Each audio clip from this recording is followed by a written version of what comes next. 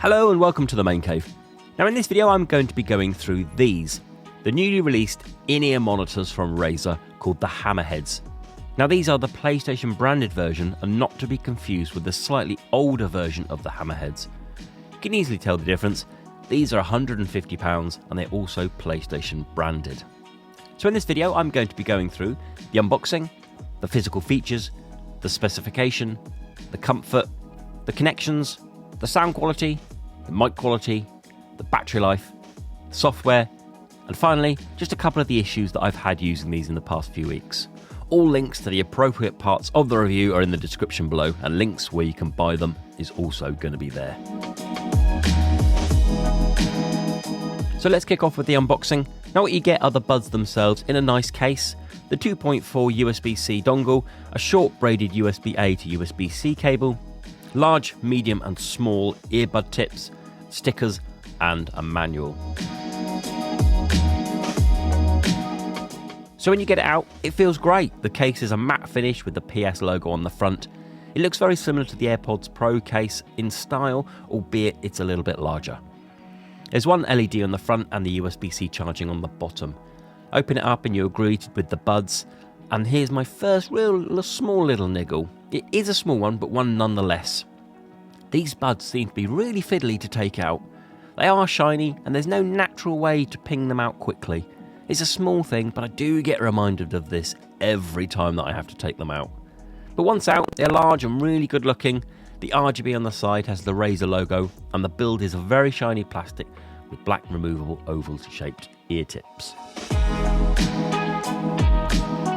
So onto the specification here, and from the website here are the vital stats, and as you can see it's a pretty decent spec, but one of the important factors is battery, which I've given its own section to as I want to talk about that later.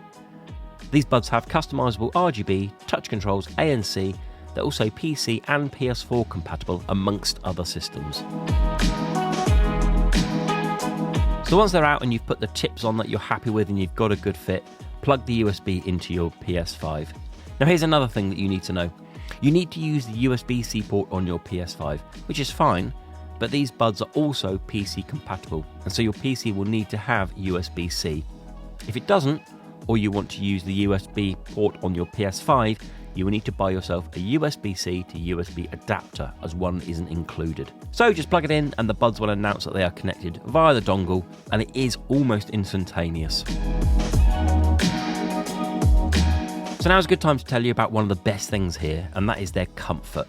These are easily as comfortable as my AirPods Pro. They are fantastic, and I wore them for testing for hours on end and never once felt fatigued. It really is an excellent experience. All you need to do is just make sure you get a good fitting tip. IEMs are a great solution to people who don't want big cans over their ears. You won't get hot or have any issues with headbands with these. Comfort is 10 out of 10. And what about connections? Well, these can connect to your PS5, as I said, using the USB dongle and your phone via Bluetooth simultaneously. But the caveat here is the sound doesn't mix. It's either one or the other. You switch them by triple tapping the earbuds, which frankly is really uncomfortable. I found a gentle tap wasn't good enough for it to register, so I had to make a solid triple tap, giving 3 loud booms right into my ear. It was extremely uncomfortable, and as you'll find out, you have to swap quite a bit. So here's the scenario. You're on the PS5 and you want to change the settings on the buds. You need to swap to connecting the buds to your phone to use the app. Once you think you're happy, swap back to connecting to the PS5 and hope you've got it right. If not, you need to repeat this process. And remember, it's 6 loud bangs inside your head each time. It's either your phone connected or your PS5. It's a better story when getting a call on Bluetooth, as it automatically swaps to Bluetooth on your phone, but to play music or chat on Discord at the same time doesn't work. And the next great standout feature of these is the sound quality. It's ace, and I was very impressed. I've used gaming IEMs before, albeit a pair much cheaper, and they can't touch these. I found using them, placement of things going on was superb, and was actually able to tell the direction of footsteps and firing, and that was straight out of the box. You can also change the sound using the app, but I'll talk about that in a bit.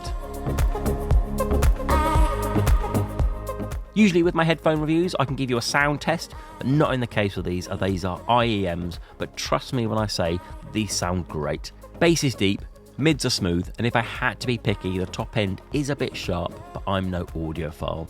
I've just used a lot of gaming headphones, and the sound on these is right up there. ANC is a feature that I've tested, but if I'm honest, I didn't feel the need for use of it. For starters, the battery life takes a hit, but also when using these without ANC, I got really good noise isolation anyway. The ambient mode blocked enough out for me to be comfortable, and that's due to having good fitting tips. And then what about the lag? Well, there was none. When gaming on my PS5 with the dongle, I had absolutely no discernible lag whatsoever. The whole experience was excellent. So worth noting then that the PS5 shows no on-screen notification for the buds. Sound level can be adjusted with taps and in the menus on the PS5, but it isn't showing up on screen like it does for, say, the INZONE H7's over-ears. Nor does the battery level or the mic. One thing again that is great is the nice voice prompts. It's the essentials here, so when you turn them on when it's connected to, whether it's ANC or ambient amongst other things, it's very helpful and well implemented. And as for the mic, here I can give you an example test, so here's a clip using the PS5 comms. Hello, remember to subscribe to the Main Cave channel for more videos like this and all things tech and gaming. This is a test of the Razer Hammerhead microphone on the PS5. Let me know your thoughts on how it sounds. As I alluded to earlier, there are a few things about the battery life.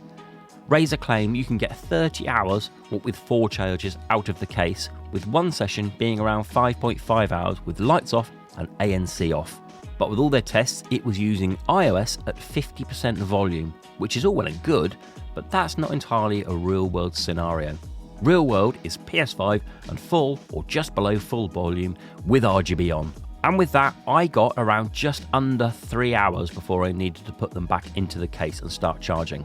It's only took an hour or so to get back up to full charge, and to be honest, ever since I've had them, I've never really run out of battery on the case as I charge it every few days. If you do add on top ANC, your battery will get reduced dramatically, and I got around 1.5 hours using it before it needed to go back into the case. Another small gripe is that you can't see the battery level of the case, only an LED indicator on the front to say whether it's low, charging or full. And the only way to check the battery on the buds is via the app, which leads me nicely onto the software. Whether or not you are using these on PC or PlayStation, to adjust them, you need to be connected to Bluetooth on your phone and use the Razer Audio app, as I talked about in connections. It's on Android and iOS on their respective stores. So triple tap the buzz to get the Bluetooth connection and open the app, and it takes a few seconds and away you go. So this app is great and it has a decent amount of functions. Firstly at the top is ANC on and off, then under that you can control the colours of the buds, different patterns and different colours. Next is a do not disturb mode and then equalizer, and here's where you can go mad. There's so much to do here. You can either pick a profile or edit one yourself, adding more or less of one frequency from 31 to 16K. Under that is the gaming mode, and this essentially removes any lag. Then finally you have the remap function where you can change all the taps of what all the taps on each earbud do. Overall it's a great app.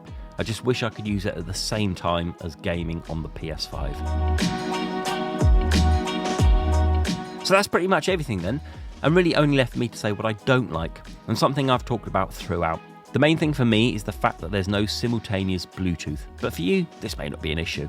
Also, the triple tap really puts me off, and the battery isn't great if you want ANC and RGB on at the same time. However, there are loads of positives, comfort being a big one. You don't need to wear massive cups to get decent sound, these will do. So for £150, it puts them in competition with the over-ear headphones such as the Novas or the INZONE H7s. But will I swap my INZONE H7s for these? No, absolutely not. But can see why some people may want to. Just make sure you're okay with living with the issues that I've had over the past few weeks. So that's it then. I hope that's been of some help for you. Let me know if you've got some or if you're looking to pick some up. Do like, do subscribe. Until the next video. Bye bye.